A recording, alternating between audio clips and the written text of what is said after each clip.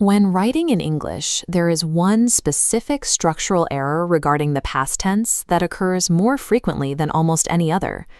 Describing past events involved specific grammatical traps that can make a narrative difficult to follow. However, these errors can be eliminated by using a consistent three-part framework. To participate in this process, prepare a pen and paper or a digital document. We will be performing an interactive editing exercise on a historical text later in this lesson. Mastering these mechanics ensures your writing remains clear, allowing the reader to focus on the information provided rather than distracting grammatical mistakes. We begin with the standard rule for regular verbs. To move these words into the past tense, you simply add an ed suffix to the base form. For example, ask becomes asked and bake becomes baked. The first complication is the irregular verb. These words break standard rules and require memorization because they do not use the ed ending.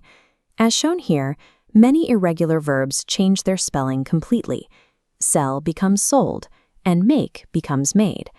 Other irregular verbs are even more distinct because they do not change at all. The present and past forms, like put or cut, are identical. When viewed side by side, the two categories are distinct. Regular verbs follow a predictable pattern, while irregular verbs follow their own unique internal logic. Identifying whether a verb is regular or irregular is the necessary first step before you can accurately edit any past tense narrative. Even when a verb is regular, it may require a specific spelling modification before you can add the ed suffix. When a verb ends in a consonant followed by a y, like study, that y drops away and is replaced by ied.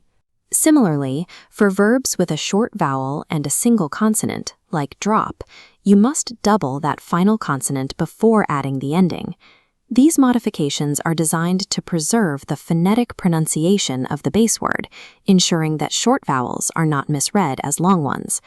This leads to the most frequent mistake in past tense writing, the use of the double past in negative sentences. The formula for a negative past tense statement is strict. You must use the word didn't, followed by the base form of the verb, not the past form. For example, many writers incorrectly say, they didn't earn money, using the past tense twice in one phrase. To correct this, remove the past tense suffix. The correct sentence is simply, they didn't earn money. Because the word didn't already functions as the past tense marker, adding a second past tense verb is unnecessary. We will now apply these three rules to a short biographical text about the early life of Thomas Edison. Please pause the video now. Read through the paragraph and find the specific errors based on the rules we have just established. First, look at the description of his schooling. The phrase, he had not, is corrected by using our negative formula, he didn't have. Next, dropped was misspelled with a single p. Because of the short vowel sound, we must use the double consonant rule. As Edison worked his early railroad jobs, the narrative must use the past tense to describe completed events. Therefore, he sells becomes sold, he become becomes became, and he start becomes started. Later, as Edison moved into his laboratory invention phase, the text contains one final trap. In his famous quote, the draft says, I didn't failed. We correct this double pass error by using the base verb, fail. By systematically applying these rules, we have transformed a confusing draft into a technically accurate account of Edison's career. This is the finished paragraph. If your corrections match this text, you have successfully applied the framework to a professional standard. Remember the three core steps: differentiate between regular and irregular verbs, apply spelling modifications when needed, and always follow the didn't plus base verb formula.